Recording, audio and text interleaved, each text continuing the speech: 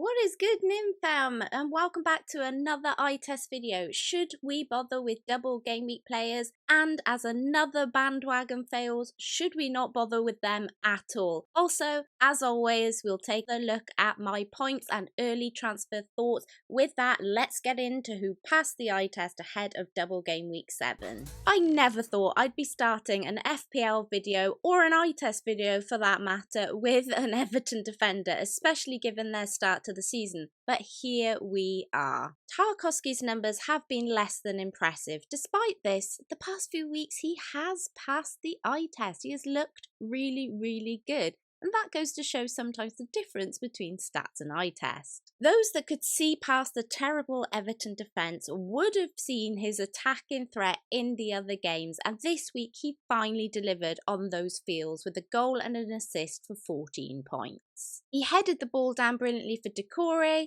and used his noggin again to slot away McNeil's corner. Terrible defending by Brentford, however, but Tarkowski took his chances. Is he an option, you're asking me? Look, if you need a defender replacement for someone and you want some money for elsewhere, at 4.4 million, Luton and Bournemouth up next, you could take a punt.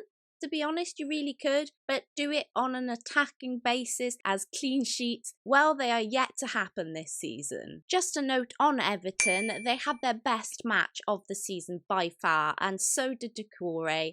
Garner, however, was my standout for them. He was the one who passed my eye test outside of Tarkowski. Brentford, on the other hand, despite having most of the possession, scored against the run of play with Jensen. Though I felt Brentford were a little bit unlucky not to score from an Mbemo cross and a free kick, which just couldn't be finished by anyone, unfortunately. As for Fleckin, I know he was discussed a few times last game week, brought in on a few wild cards, was somebody I was maybe considering for Johnstone. Will he struggle without Henry, despite their good fixtures? Something I hadn't really considered until I watched this week's matches. But the question on everyone's lips this game week is, should we go all in on the double? Well, based on the eye test, this is what I think.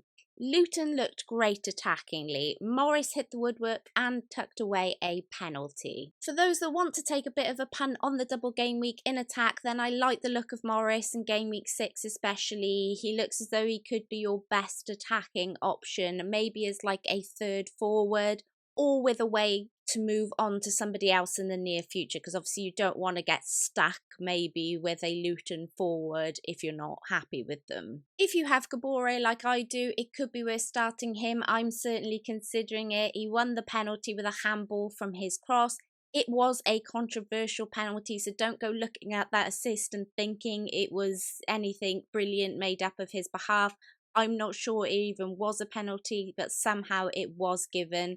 If I go there, I won't be expecting any clean sheets, but he does carry some attacking threat. The point is, he was there or thereabouts to win that penalty, regardless of whether it was a mistake by the officials or not.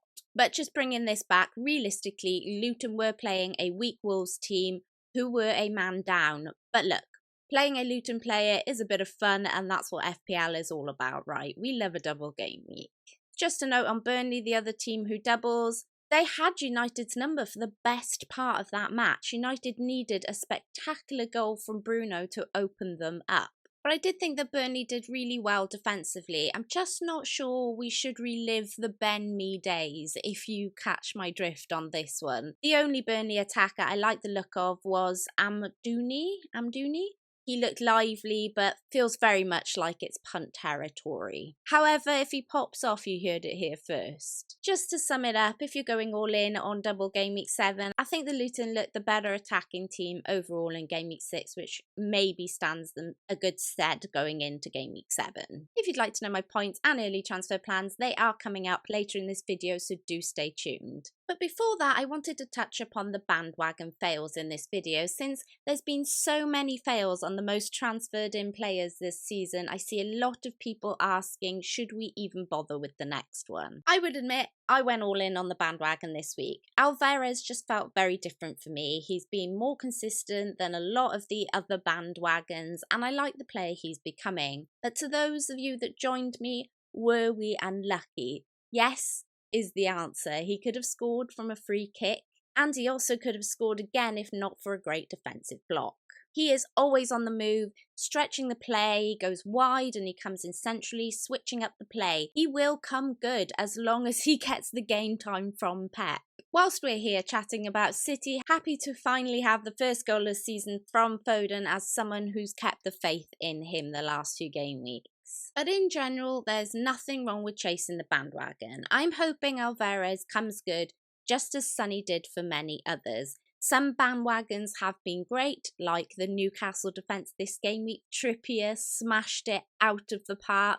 I thought teams had him covered. I said so last game week. I thought many teams had figured out Trippier's way of play and they had nullified him, since he seems to have been quite quiet at the beginning of this season. However, Sheffield United seem to find Trippier's strong points and play into every single one of them. So whether that makes Trippier a must-own now, he'll definitely be a bandwagon this week, so it'll be interesting to see where that one goes. Sometimes it's just about picking the bandwagons you know you'll want long-term. So with many people, Newcastle defence we knew we'd want for a decent length of time. And that feels very much the same for me with Alvarez. However, if not, then you want to have a plan to move them on quickly, just in case it doesn't work out, right? It really is the case of what's best for your team. And before having a look at my team, I just wanted to touch upon Chelsea defence that seems to be struggling. Gusto getting the red card last game week, Chilwell benched again. They have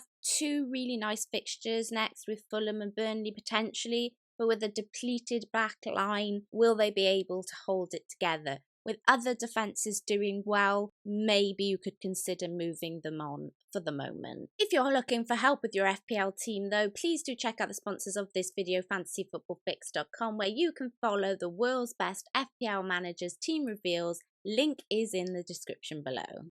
Here we go then, here is my team and here are my points. I took a risk and played Johnston in the hope he'd start. He did and he was glorious, and much needed 8 points from him. In defence, Botman came in for Chilwell as part of my 2 free transfers this week. Look, I'm not going to say there was anything more than a last minute decision. I wasn't sure whether Chilwell would start. I had no feeling other than I knew I really wanted some Newcastle defence, and Chilwell felt the most likely to move on. I feel I got a little lucky there. I'm also feeling grateful that Botman scored a goal as Chilwell ended up getting benched. I also got a little lucky on the Estupiñán assist after him conceding. However, me joking about playing Kabore instead of an Arsenal or Spurs defender, I should have done it. Kabore got the assist whilst the other two conceded 2 goals. I did say there would be a lot of goals in the North London derby though. Really should listen to myself there. In midfield, 3 out of the 5, well, we'll take it any day. As mentioned earlier in this video,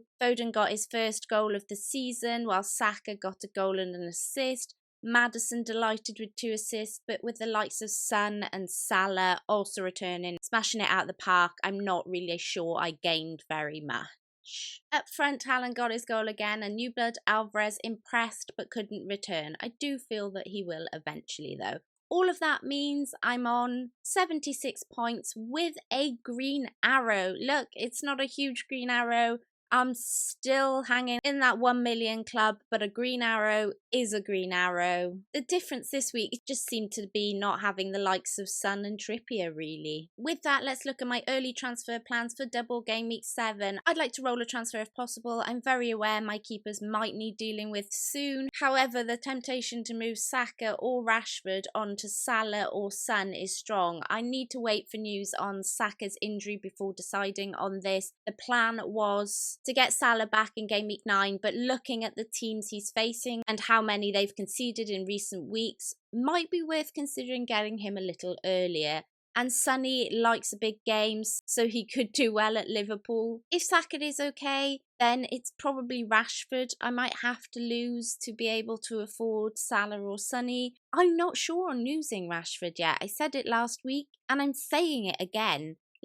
I just feel like United cannot continue on this downward spiral. Eventually things will have to switch up. They have great fixtures around the corner. It's the sort of thing where I could get off now, like I did with Salah, and potentially regret it later. However, maybe with having the wildcard in my pocket, I could maybe hop off for a little while and then hop back on in a couple of game weeks when those fixtures hit, rather than waiting for them to arrive. And that's it. Thanks for watching. Please don't forget to like and subscribe and join the Nim fam on the road to 10k. You're really helping me out. Let me know if you've enjoyed this video. As always, let me know in the description below what you thought on the eye test this week. Until next time, Nim free out.